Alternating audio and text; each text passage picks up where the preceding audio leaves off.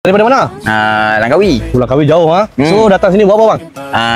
Duduk teringat tu kan, dekat steering. Tengok mamai rondo-rondo jumpa kedai ni, fancy audio ni. Okey. Kebetulan dia pula banyak pilihan. Memang cantik lah, murah berpatutan. Masa pun tak lama menunggu. Dia mudah lah. Lagi pula dia one stop center. Okey, cantik. Semua ada berdekatan ni kan. Boleh cuba. Okey. Mantap bang. Mantap. Okey, ngam.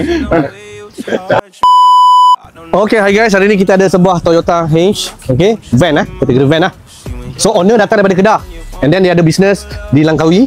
So kereta ni pun dia cakap baru 3 hari, and then dia terus datang di Shah Alam untuk buat GR steering Okay, so ini kita punya technician dah nak buka yang lama punya, and then pasang steering yang ni lah. Okay, so yang ni auto tau.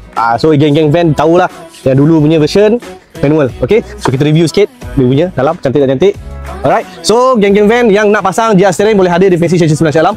Kita akan buat terbayar. Tapi korang jangan lupa follow, like, share untuk konten yang seterusnya. Okay, okay guys, sekarang ni kita punya technician dah siap pasang GR steering dekat van Hinge. Jom kita tengok. Okay, so inilah pilihan owner. Dia ambil. Okay, so ramai juga tanya, bang, van boleh ke pakai ke apa ke semua kan? So far boleh. Sebab apa? Orang tanya sebab dia punya hole sini big. Okay, besar steering punya ni. Okay, so mostly kereta-kereta Toyota yang baru 2022 ke atas, mostly dia punya hole bulat besar macam ni. Okay, so korang jangan malu, jangan segan, boleh hadir di Fancy Station 9 Shah Alam. Kita akan buat terbaik. Okay, ngam.